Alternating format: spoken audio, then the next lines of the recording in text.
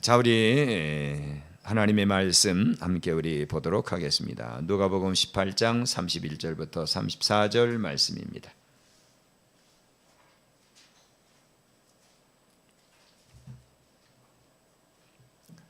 다 같이 우리 한 목소리로 합독합니다. 예수께서 12제자를 데리시고 이르시되 보라, 우리가 예루살렘으로 올라가노니 선지자들을 통하여 기록된 모든 것이 인자에게 응하리라.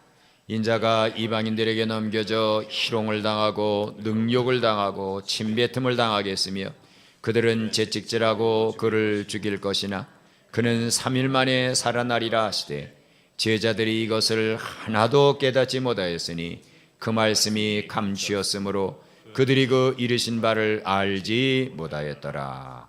아멘.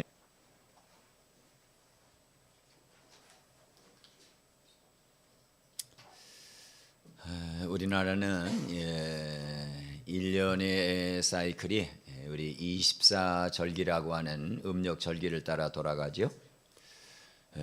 교회의 1년의 이 사이클은 교회력이라고 하는 처치 캘린더 교회력을 따라서 이렇게 돌아가게 돼 있어요. 그래서 교회력은 제일 먼저 예수님께서 이 땅에 우리의 죄를 위해 사람이 되신 주현절, 예수님이 탄생하신 그 절기를 시작해서 이제 교회력이 돌아가요. 그러다가 예수님께서 십자가에 달려 돌아가신 그 예수님의 죽으심을 기념하는 사순절의 절기가 있고요.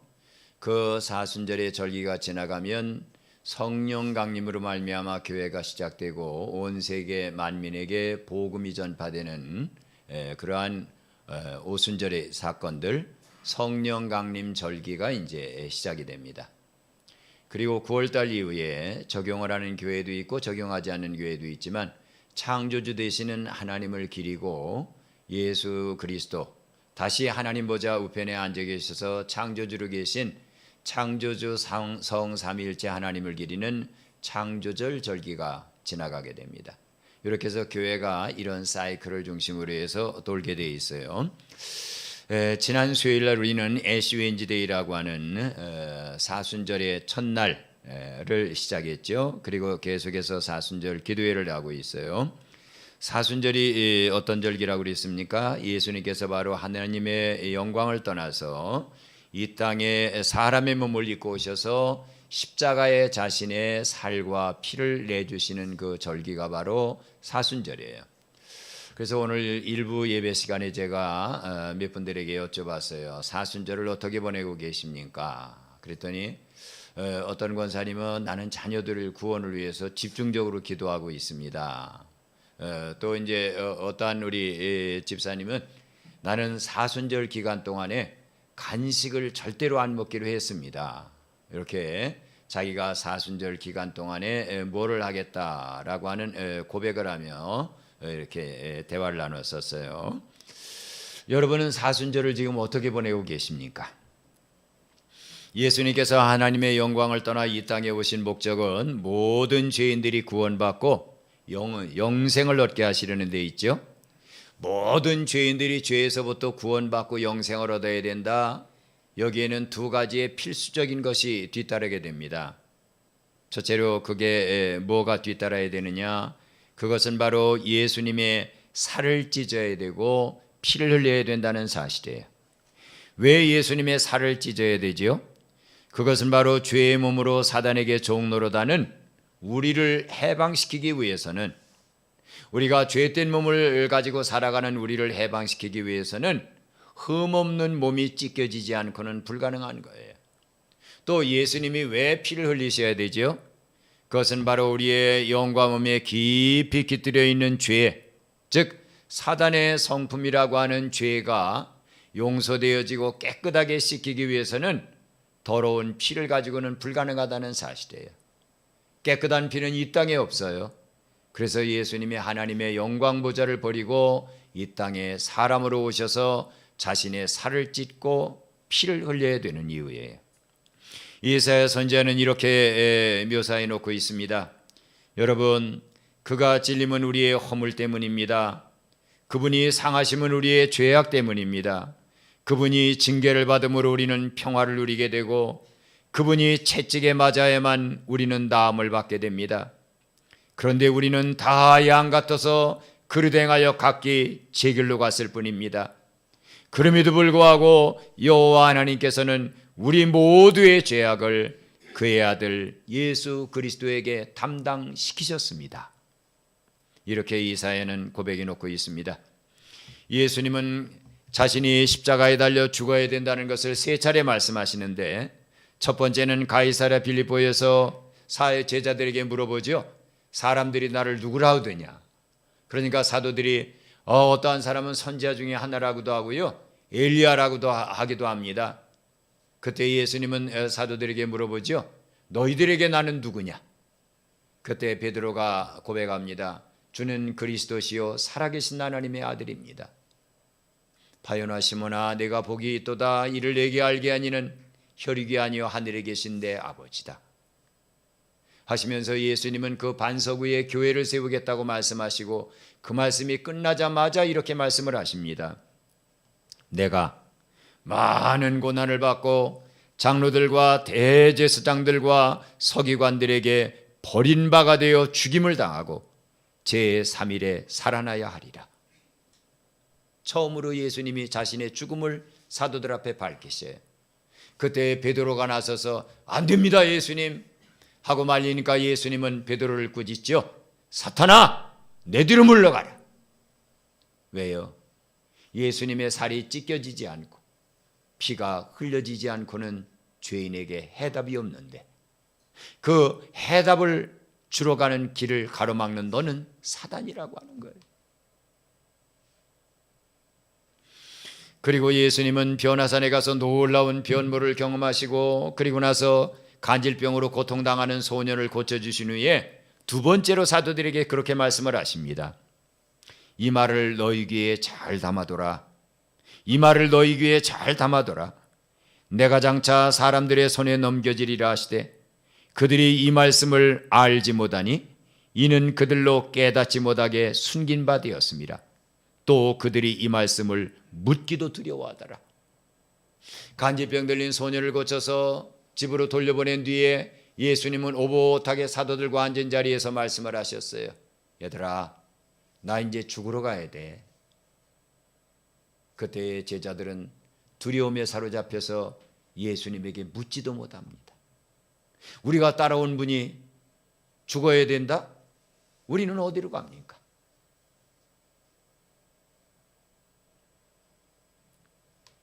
그리고 오늘 본문에서 예수님은 세 번째로 제자들에게 자신의 죽음을 예언하십니다. 예수께서 12 제자를 내리시고 이르시되 보라, 우리가 이제 예루살렘에 곧 올라갈 거다. 올라가게 되면 선지자들을 통하여 기록된 모든 것이 내게 그대로 응하게 될 것이다. 내가 이제 조금 있으면 예루살렘에 올라가게 되는데 거기에서 어떤 일을 당하게 될지라 아니? 이런 일을 당하게 된다. 내가 이방인들에게 넘겨지게 될 것이다. 그리고 그들은 나를 희롱할 거다.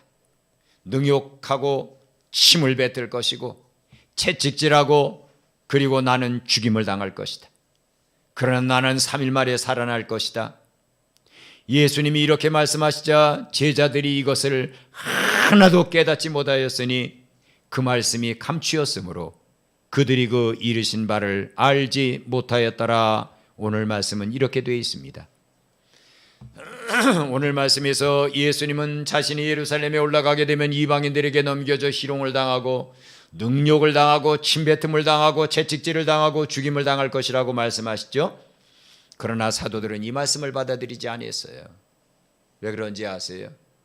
아니, 죽은 사람도 살리는 예수님이, 하나님이라고 하시는 분이, 존토스, 아이오니온 존토스, 영원한 생명이신 하나님이 어떻게 사람의 손에 죽을 수가 있나? 저건 아마 우리들에게 정신 차리라고 하는 교훈일 뿐일 거야. 이 말씀이 끝난 후에 예수님은 사도들과 같이 예루살렘에 올라가십니다. 그리고 며칠이 지나지 않아 예수님은 정말 유대의 종교 지도자들에게 고소를 당하시죠. 그리고 예수님은 빌라도에게 넘겨집니다. 헤롯의 궁전으로 가서 조롱을 당하십니다. 로마 군병들에게 능욕과 침뱉음과 채찍질을 당하시고 골고다 언덕에서 십자가에 못 박혀 죽으시는 것을 그들은 보게 됩니다. 그러나 예수님이 십자가에 달려 돌아가시는 그 자리에 사도 요한을 제외한 나머지 사도들은 없었습니다. 모두가 다 내 목숨을 살리겠다고 도망가 버리고 말았어요.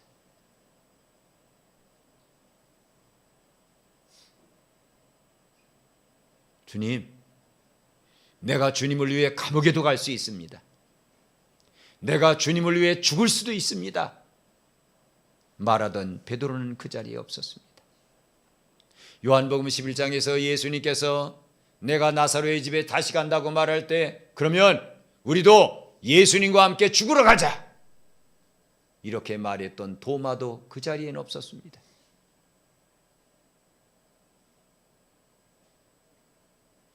(3일) 뒤에 다시 살아나신 예수님은 직접 사도들을 찾으러 가시죠. 그들이 두려워 벌벌 떨고 있는 그 문지방에 문고리를 꼭 걸어지 않고 벌벌 떨고 있는 그 담을 그대로 통과해서 그들에게 나타나시며 예수님은 자신의 못 박힌 손, 못 박힌 발을 그들에게 내보이시면서 말씀하십니다. 너희에게 평안이 있을지어다. 너희에게 평안이 있을지어다. 그러면서 그들을 용서하시고 사랑해 주시고, 그리고 하나님 나라로 승천해서 다시 오순절날 성령을 부어주셔서 그들로 하여금 사람 낚는 어부, 예수님의 참된 증인을 만들어 놓으십니다. 이제 사도들은 어떻게 해야지요? 자격 없는 우리를 사람 낚는 어부 예수님의 말투 증인을 만들어 놓으신 그 예수님을 향해 사도들은 어떻게 해야 되지요? 그때부터 사도들은 세 가지를 잊지 않고 진행합니다. 첫째로는 파스카, 유월절의 진정한 의미를 깨닫고 그들은 예수님에게 집중합니다. 유월절 어린 양을 잡아서 문인방과 좌우 설주에 피를 발라서 죽음의 사자를 넘어가게 하셨지. 그 죽임을 당한 어린 양, 문인방과 좌우 설주에 바르는 그 피를 예수님은 자신이 피를 흘려 우리의 마음문 인방과 마음문 설주에 예수님이 발라주셨구나.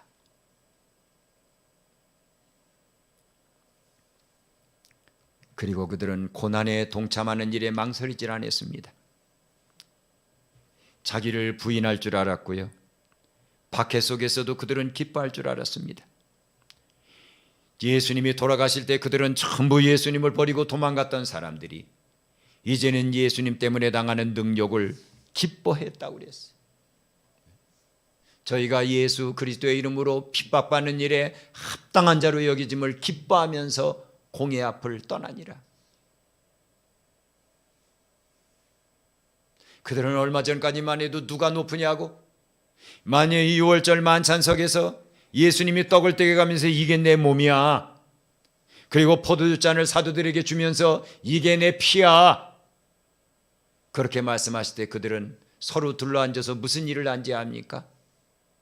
야, 누가 더 높지? 누가 더 예수님에게 위대한 인물이지? 그걸 가지고 다퉜던 사람들입니다.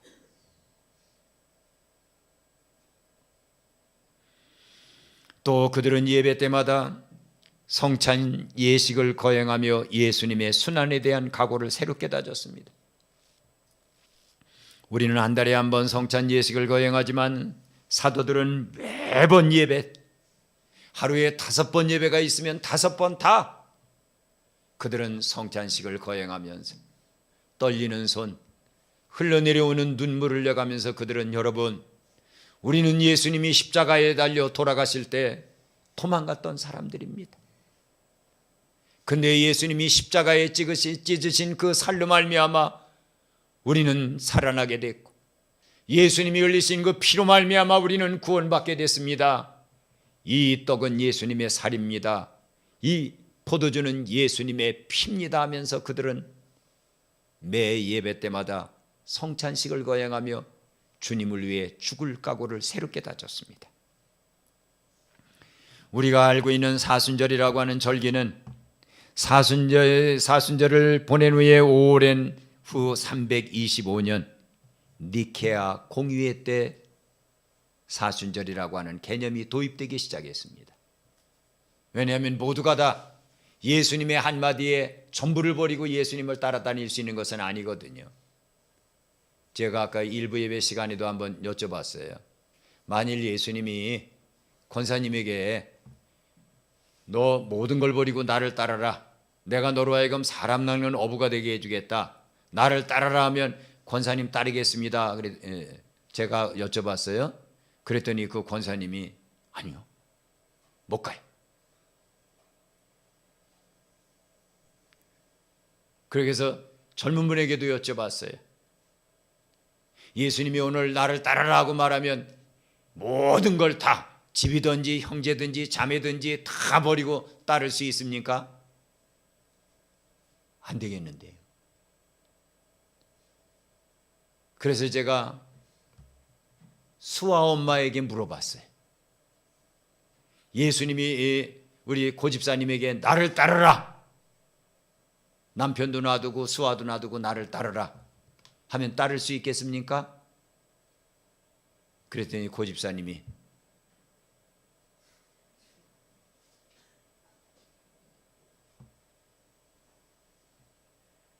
모두가 다 예수님의 한마디에 삶 전체를 포기할 수 있는 사람은 아니잖아요. 그래서 도입된 게 바로 사순절입니다. 예수님이 돌아가시기 40일간 그 기간, 그 절기만이라도 예수님의 순환을 생각하면서 그 뒷길을 따라보라는 절기예요. 많은 교회와 성도들이 사순절이 되면 절식과 금식을 행하죠. 그리고 그동안 자신의 수족과 같이 습관이 들어있는 핸드폰을 가급적 멀리하면서 세상의 정욕적인 욕망을 자제합니다. 또한 그동안 자신만을 위해 물질을 쌓아놓고 나만을 위해 먹고 나만을 위해 입고 나만을 위해 쓰던 성도가 헐벗고 가난한 이웃을 구제를 실천하기도 합니다. 그리고 사순절이 지나면 다시 원래의 상태로 돌아가 버립니다. 이런 성도에게 사순절은 그야말로 1년에 한 차례 과정을 지나는 절기에 지나지 않습니다. 그러나 성경은 이런 사순절을 보내라고 우리에게 말하고 있지 않습니다. 매일매일의 삶에서 죄인들을 섬겨주신 예수님처럼 대가를 바라지 말고 모든 사람을 조건 없이 섬기는 삶을 살라고 권면합니다. 예수님은 분명히 말씀하셨죠. 인자는 섬기는 자로 너희 중에 있다. 그런 삶을 계속 살라는 거예요. 365일 섬기면서 살라는 거예요. 또한 예수님처럼 한 영혼의 구원을 위해 목숨을 바치는 일이 필요하다면 그 목숨을 아낌없이 내어주라는, 그걸 요구하고 있습니다. 이 깊은 의미를 알고 있는 사도 바울은 이렇게 고백합니다. 오직 성령이 각성해서 내게 증언하여 결박과 환난이 나를 기다린다 하시나, 결박, 내가 이렇게 결박이 되고 어쩌면 죽을 수도 있는 환난이 나를 기다린다 하시나, 내가 달려갈 길과 주 예수께 받은 사명 곧 그 은혜의 복음을 증거하는 일을 마치려 하면은 나의 목숨을 조금도 귀한 것으로 여기지 아니하노라.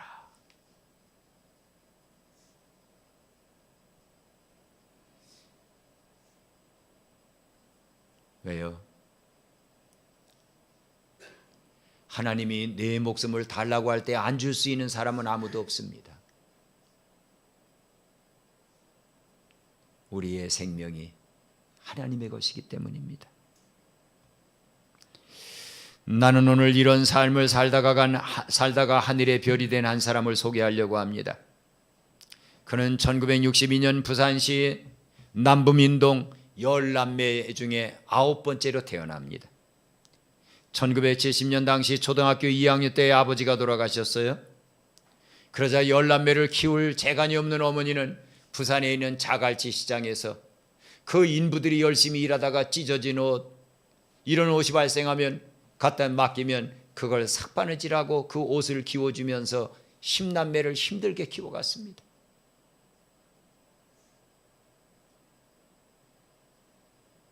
엄마의 그런 모습을 본 어린 소녀는 열심히 공부했어요. 그가 초등학교 시절입니다. 교회에 갔더니 교회에서 하와이 몰로카이 섬에서 나병 환자들을 돌보다가 세상을 떠난 다미안 신부의 일생 몰로카이라고 하는 영화를 상영했습니다. 그때에 그는 초등학생이 마음속에 그 영화를 보고 나도 저렇게 살겠다. 나도 저렇게 살겠다. 결단을 하면서 그의 인생의 삶을 살아갑니다. 그는 1981년 경남고등학교를 졸업하고 1987년 인제대학교 의과대학을 졸업합니다. 군의관으로 복무하다가 그는 군의관을 제대할 때가 되자 생각을 합니다. 내가 초등학교 때 다미안 성인처럼 산다고 결단을 했는데 어떻게 사는 것이 과연 그러한 희생의 삶을 살까? 그러다가 그는 결단을 내리죠. 살레시오 수도회라고 하는 곳에 그는 입회를 합니다. 그리고 1993년 1월 24일부터 수련을 시작해서 1994년 1월 30일 첫 서원을 합니다. 많은 수도사들 앞에서 저는 제1생을 예수님처럼 섬기는 삶, 희생하는 삶을 살겠습니다. 이렇게 첫 번째 서원을 해요.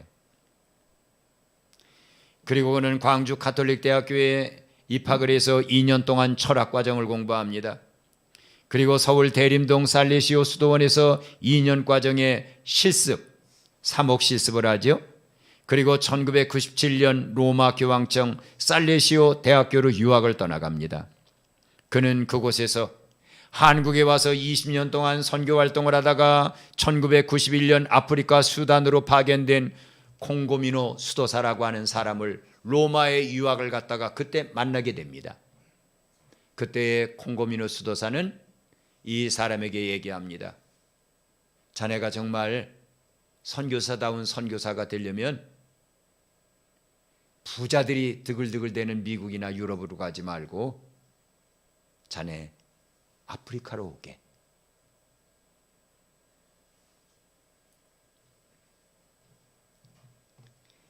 케냐에서 선교 활동을 하던 콩고미노 수도사의 말을 듣고 그는 1999년 방학 때 선교 체험을 하러 아프리카 케냐에 들립니다. 그리고 남수단으로 내려가서 톤지에서 활동하고 있는 제임스라고 하는 인도 출신 살레시오 수도의 신부를 만납니다. 여기에서 그의 인생이 바꿔집니다. 그는 남수단, 북수단이 전쟁을 해가지고 그 톤지라고 하는 마을에 가보니까 다리가 잘려진 사람, 손이 잘려진 사람, 전쟁통에 총알을 맞아서 이 머리에 부상을 입은 사람, 콜레라로 사람들이 죽어요. 장티푸스로 죽어요. 먹지 못해서 칵 말라서 굶주린 채 죽어가요.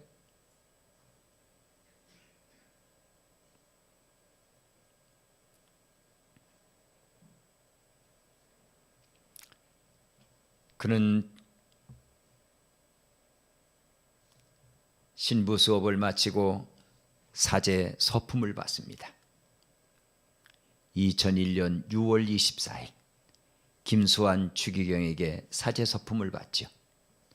그리고 같은 해 10월 그는 아프리카 선교사로 출발해서 12월 7일 아프리카 남부 수단 와랍주 톤지에 그는 움막을 내려놓습니다.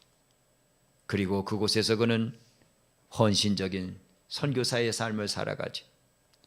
자기 손으로 그 고사리 같은 어린아이들과 함께 자기 손으로 12개의 움막병원을 짓고 거기에서 환자들을 진료합니다. 하루에 200명 내지 300명의 환자들을 진료하고 저녁 때가 되면 그는 다시 톤즈 마을 주위에 있는 80개 마을을 걸어가서 그는 거기에서 죽어가고 있는 비참한 아프리카의 환자들을 그는 진료해 줬어요. 학생들을 위해 기숙사도 줬고요. 그리고 톤즈 브라스 밴드 35인승 35인으로 구성되어 있는 브라스 밴드를 만들어서 그 학교도 못 가는 가난뱅이 소년들에게 그들이 모여서 그 밴드를 연주하면서 소망을 갖도록 희망을 심어줍니다. 그는 이때 당시를 이렇게 고백합니다. 나로 하여금 소중한 많은 것들을 뒤로 한 채 이곳까지 오게 한 것도 후회 없이 기쁘게 살 수 있게 한 것도 주님의 존재를 체험하게 만드는 나환자들의 신비스러운 힘 때문이다. 그것을 생각하면 그들에게 머리 숙여 감사하게 된다. 이게 무슨 얘기냐면 그들은 나병에 걸려서 죽어가는데도 원망하거나 투정하거나 불평하지 않고, 신부님, 우리가 죽으면 하나님 나라 갈 수 있는 거죠? 그럼 하나님 나라 가지. 하나님 나라 가면 우리가 더 이상은 나병 환자 아니죠? 그럼 그 나라에선 나병 환자가 아니지. 그럼 우리는 신부님이 우리에게 해준 말을 그대로 믿을 거예요. 그리고 환희의 웃음을 웃어가며 죽어가는 나환자들을 보면서 그는 소망과 용기를 북돋았다는 얘기입니다. 그러다가 2008년 11월 한국에 휴가차 잠시 와서 건강검진을 받으려고 하는 중에 배가 자꾸 그 톤지에 있을 때부터 이 아랫배가 아프기 시작했는데 서울 성모병원에 가서 진단하니까 벌써 대장암 말기입니다. 그는 톤지에 다시 돌아가지 못했어요. 그때 그는 병원에서 만나는 수녀님마다, 병원에서 만나는 신부님들마다 손을 잡고 얘기했어요. 톤지를 살려주세요. 그곳에 있는 아이들을 생각해 주세요. 나는 갈 수 없으니까 그곳에 있는 아이들을 한국으로 좀 초청해서 교육도 시켜주고 그 아프리카 수단의 미래를 좀 개혁할 수 있도록, 새롭게 할 수 있도록 사람들을 키워달라고 부탁을 했어요. 그의 부탁을 받고 감동한 서울 개돌리병원 성모병원의 의사들, 수녀들, 간호사들이 모금을 해서 돈을 모아주고 그 아프리카 톤즈 마을에 있는, 가난한 마을에 있는 아이들을 한국으로 유학시키는 일이 드디어 성사됐습니다.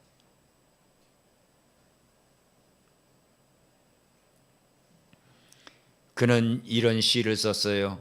슈크란 바바. 슈크란이란 말은 감사합니다란 얘기예요. 바바라고 하는 말은 아버지 하나님 감사합니다란 얘기입니다. 그는 이렇게 고백적인 시를 썼어요. 나는 십자가 백구로 주님에게 물었습니다. 오 주님, 추위와 굶주림에 시달리는 이들, 총뿌리 앞에서 피를 흘리며 죽어가는 이들을 왜 당신은 보고만 계십니까? 나는 눈물을 흘리며 주님께 다시 물었습니다. 세상엔 죄인들과 닫힌 감옥이 왜 있어야 하고 인간은 왜 이렇게 고통 속에 번민하며 살아야 합니까? 그때 조용한 침묵 속에서 주님은 내게 말씀하셨지. 태서가 사랑, 사랑, 사랑, 오직 서로 사랑하라고. 난 영원히 기도하리라 세계 평화를 위해.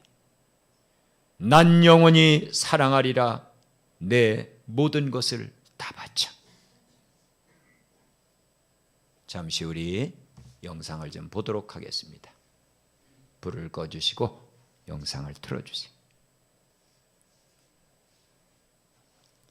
이 찬송을 수도사들이 노래하면서 이분의 일생이 나갑니다.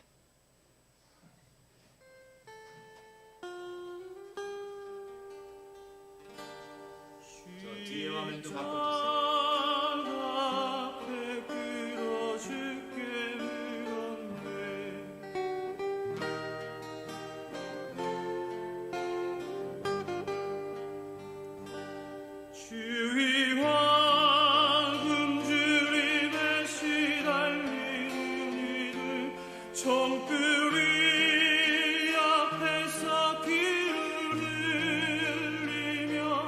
죽어가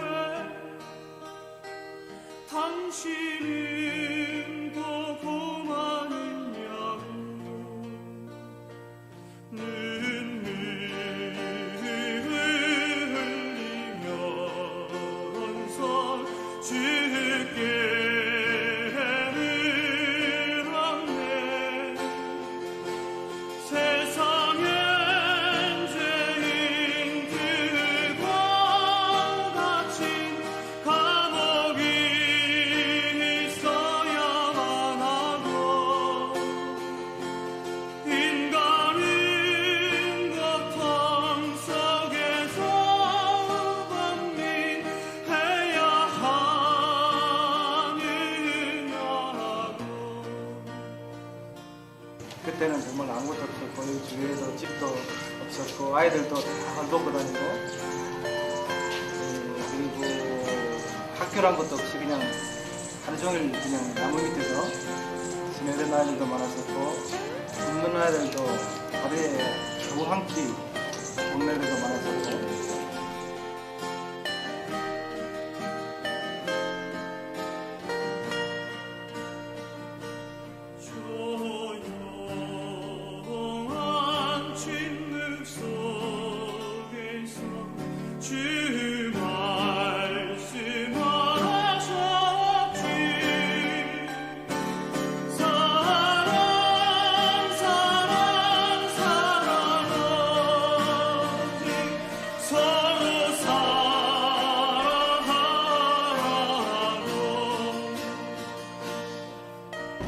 가진 건 없어도 기쁘게 살고 신앙생활도 열심히 하고 가난해서 뭐 불행하다고 생각하는 그런 사람들이 아닙니까? 영원히 기도하리라 세계 평화 위해 한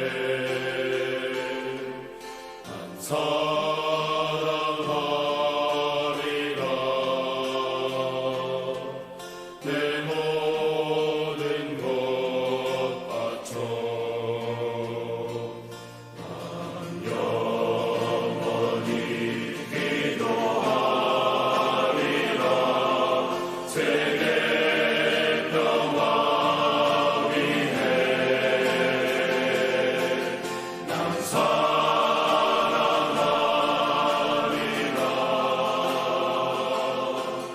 내 모든 것 바쳐 불 켜주세요.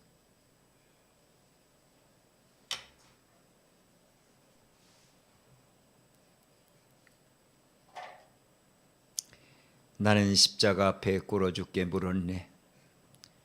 추위와 굶주림에 시달리는 이들, 총불이 앞에서 피를 흘리며 죽어가는 이들을 위해 왜 당신은 보고만 계십니까? 나는 눈물을 흘리면서 주께 물었네. 세상엔 죄인들과 닫힌 감옥이 왜 있어야 하고 인간은 고통 속에 왜 번민해야 합니까? 그때 조용한 침묵 속에서 주님은 내게 말씀하셨지. 태서가 사랑, 사랑, 사랑, 오직 서로 사랑하라고. 난 영원히 기도하리라 세계 평화를 위해. 난 영원히 사랑하리라 내 모든 것 다 바쳐. 이분이 세상을 떠나고 나서 그 톤주 마을의 가난한 아이들이 얼마나 공부를 열심히 했던지 10년, 15년 뒤에 그 아이들 의사가 남수단의 의사가 30명이 나왔습니다. 그리고 그 중에 두 아이는 이태석 신부님 고향 한국 땅에 가서 내가 이태석 신부님 같은 의술을 배워갖고 내가 남수단의 훌륭한 의사가 되겠다 하고 한국에 온 두 아이들이 한국에서 전문의 자격을 땄습니다. 그리고 이분이 한 그 아름다운 일들이 얼마나 알려졌는지 전쟁이 끝난 남수단의 교과서에 교육부 장관이 이분의 일생을 실어라. 그래가지고 수단에서 공부하는 모든 학생들이 볼 수 있는 교과서에 이분의 삶이 그대로 실려져 있습니다. 여러분, 우리가 캄보디아에 필리핀에 져주는 교회들 벽돌로 진 교회 져주는 거 아닙니다. 그 속에서 놀라운 일들을 하나님은 반드시 하실 겁니다. 아멘. 324장 같이 찬송 부르겠습니다.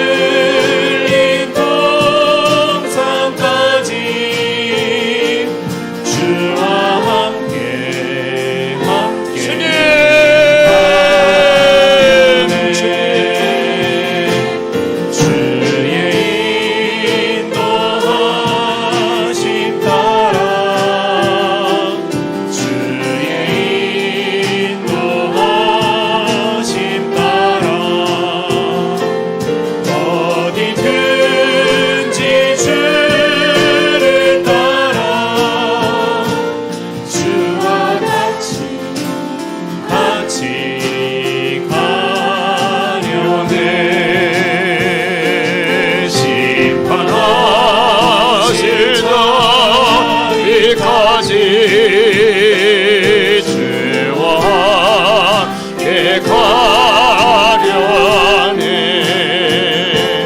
심판하실 저리까지 주와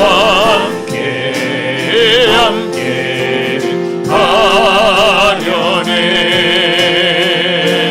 주의 인도하심 따라 주의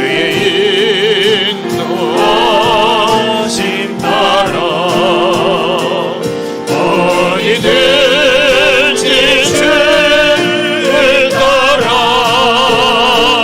주와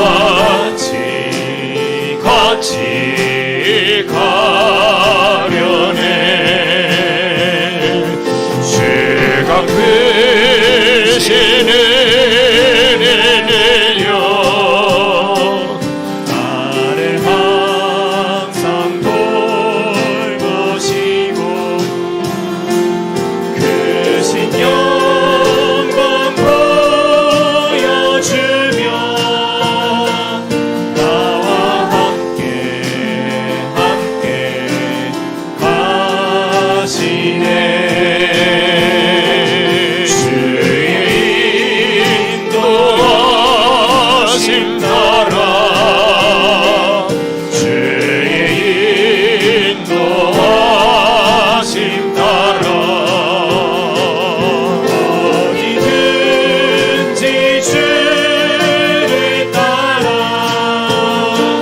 주와 같이 가려네. 이태석 신부님이 마지막 남길 말이 없느냐고 할 때 그분은 그렇게 고백했어요. 저는 베푼 게 별로 없는데 더 많이 얻어가지고 하나님 나라 갑니다.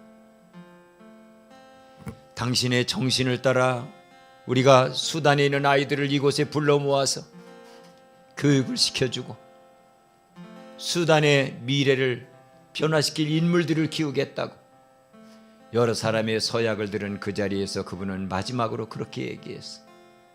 예, 좋습니다. 아주 좋습니다.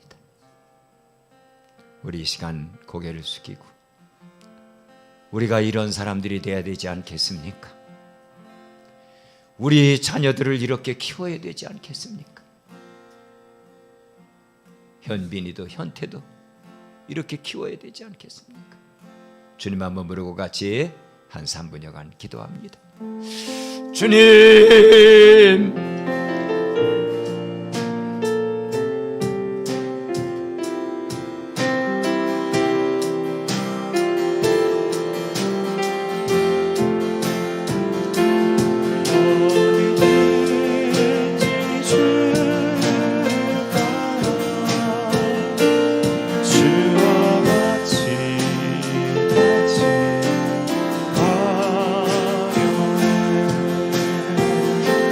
주와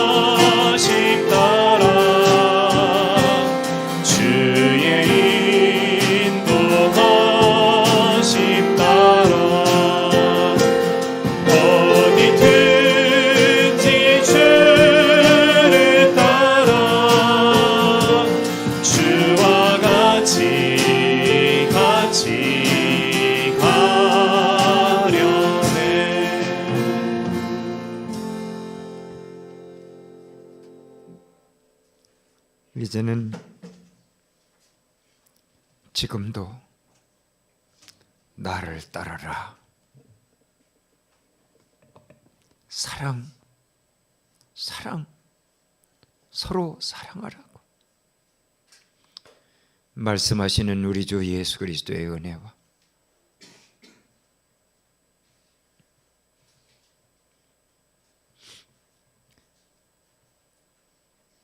우리가 어떻게 세상을 살아야 될지를 아들의 살을 찢어 피를 흘려 우리에게 보게 하시고 먹게 하시고 마시게 하신 하나님의 그 사랑과 얘야, 너 지금 어떤 인생 살고 있니? 집을 더 소유하려고? 의복을 더 갈아입으려고? 아니야. 내가 손 내밀고 내가 도와줘야 될 손길들이 있다고. 우리의 양심을 찔러 뉘우치고 보게 하시는 성령 하나님의 교통감화하심이 오늘 내가 더 많이 얻어갑니다. 그 고백을 하고 하나님 나라에 간 이태석 신부님의 뒷길을 따라가겠노라고 결단하는 우리 모두의 이제로부터 영원토록 함께 계시기를 간절히 축원하옵나이다.